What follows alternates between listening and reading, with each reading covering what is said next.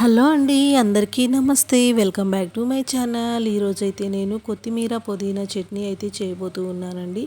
మనం సహజంగా కూరల్లో కానీ దేనిలో వేసినా కూడా పిల్లలు వీటిని వేరి పక్కనైతే వేసిస్తూ ఉంటారు కదా. అలా కాకుండా ఇలా ఒక్కసారి చట్నీ లాగా చేసి ఇడ్లీలోకి, దోశలోకి లేదా వేడి వేడి రైస్లోకి కూడా ఈ చట్నీ అనేది చాలా బాగుంటుందన్నమాట. దానికోసం ముందుగా నేనైతే కొత్తిమీర పుదీనా తీసుకొని శుభ్రంగా కడిగి పెట్టుకున్నానండి తరిగేసిన తర్వాత. అలాగే దీనికోసం కొన్ని దినుసులు అయితే నేను ఫ్రై చేయబోతూ ఉన్నాను. స్టవ్ పై కడాయి పెట్టుకొని కొద్దిగా ఆయిల్ అయితే వేసుకున్నానండి. ఆయిల్ అనేది హీట్ అయిన తర్వాత మనం ఇందులో ఏమేమి వేయాలనేది వీడియోలో క్లియర్గా చూడండి. కొద్దిగా జీలకర్ర అయితే వేసానండి.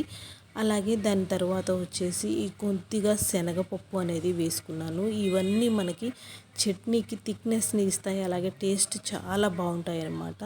కొద్దిగా పావు స్పూన్ వరకు మెంతులు అనేది కూడా వేసుకున్నానండి. నేను ఇందులో మీకు 2 స్పూన్ల వరకు ధనియాలు వేసుకున్నాను. వీటన్నింటినీ కూడా కొద్దిగా కలర్ షేడ్ అయ్యే వరకు ఫ్రై అనేది చేసుకోవాలి. అంటే పచ్చివాసన అనేది లేకుండా కలర్ అనేది కొద్దిగా చేంజ్ అయిన తర్వాత మనం వీటిని దించేసుకోవాలన్నమాట. వీటిల్లోనే నేను పచ్చిమిర్చి అయినా ఎండుమిర్చి అయినా మీకు ఏది ఇష్టం ఉంటే అది యూస్ చేయవచ్చండి. నేనైతే ఇక్కడ ఎండుమిర్చి అనేది యూస్ చేస్తున్నాను. ఎండుమిర్చి కూడా ఒక 6-7 తీసుకున్నానండి. వాటిని కూడా కొద్దిగా ఫ్రై చేస్తున్నాను అనమాట. అయితే దీనిలోకి నేను చింతపండు అనేది ఒక నిమ్మకాయ సైజ్ అంతా నానబెట్టుకున్నానండి. తర్వాత అదే ప్యాన్లో దినుసులన్నీ పక్కకు తీసేసి ఇంకొద్దిగా ఆయిల్ వేసుకున్నానండి. ముందుగా మనం కడిగి శుభ్రం చేసి పెట్టుకున్న తడి అనేది లేకుండా ఆరబెట్టుకోవాలండి. అది వేసుకోవాలన్నమాట. ఈ లోపైతే మరొక స్టవ్ పైన టీ అనేది కూడా పెట్టుకున్నానండి. ఇట్లా ఫ్రై చేసినవి పక్కన పెట్టేసిన తర్వాత ఆ కడాయిలో ఆయిల్ వేసి హీట్ అయిన తర్వాత తడి ఆరిపోయినటువంటి కొత్తిమీర పుదీనా అనేది వేసి ఫ్రై అనేది చేసుకోవాలన్నమాట. ఏమాత్రం తడి అనేది ఉండకూడదండి. తడి ఉంటే అది కొద్దిగా పాడైపోతుంది. అయితే పిల్లల కోసం అయితే నేను ఇక్కడ మనకి సగ్గుబియ్యం అయితే కాసానండి. నేను టీ తాగుతున్నాను కదా, పిల్లలకి కొద్దిగా ఈ సమ్మర్లో హెల్త్కి మంచిదని అలా సగ్గుబియ్యం అనేది కూడా కాసాను అనమాట.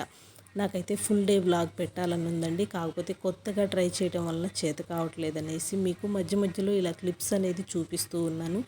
మీరు కనుక వీడియో నచ్చి నన్ను ఛానల్ని సబ్స్క్రైబ్ చేసుకుని లైక్ చేస్తే మరిన్ని వీడియోస్ అయితే మీ ముందుకు తీసుకువస్తానండి.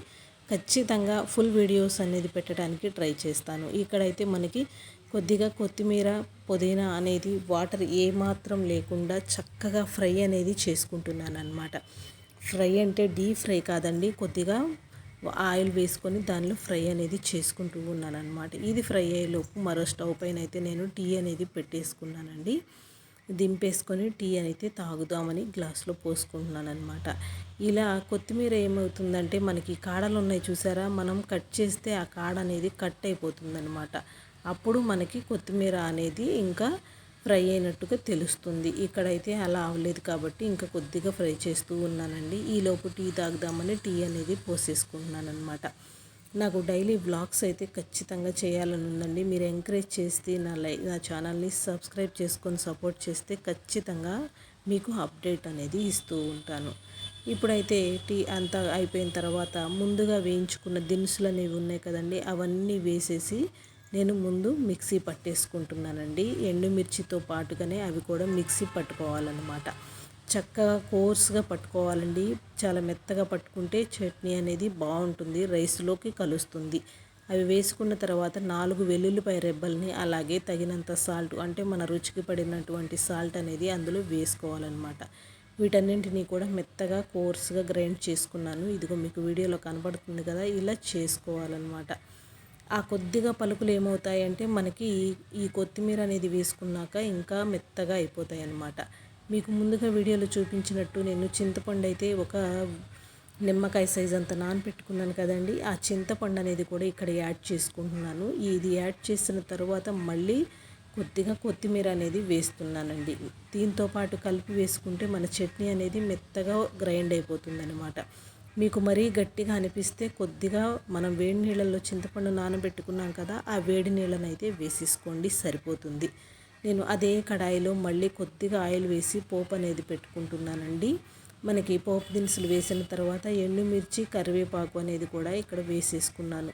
వేసిన తర్వాత మనం గ్రైండ్ చేసుకున్నటువంటి మిక్సీ పట్టిన కొత్తిమీర చట్నీ ఉంది కదండి, దాన్ని అయితే నేను ఇక్కడ తిరగమాతలో వేసేసుకుంటున్నాను. ఇలా తిరగమాతలో ఒక్క 2 నిమిషాల పాటు మనం ఫ్రై చేసుకున్నట్లయితే ఆ ఆయిల్ అనేది మొత్తం కూడా మన చట్నీకి పడుతుందనమాట. మీకు ఏమాత్రం గట్టిగా అనిపిస్తే వేడి నీళ్ళు పోసుకోండి. మాకైతే సరిపోయింది. టేస్ట్ అయితే వేరే లెవెల్లో వచ్చింది.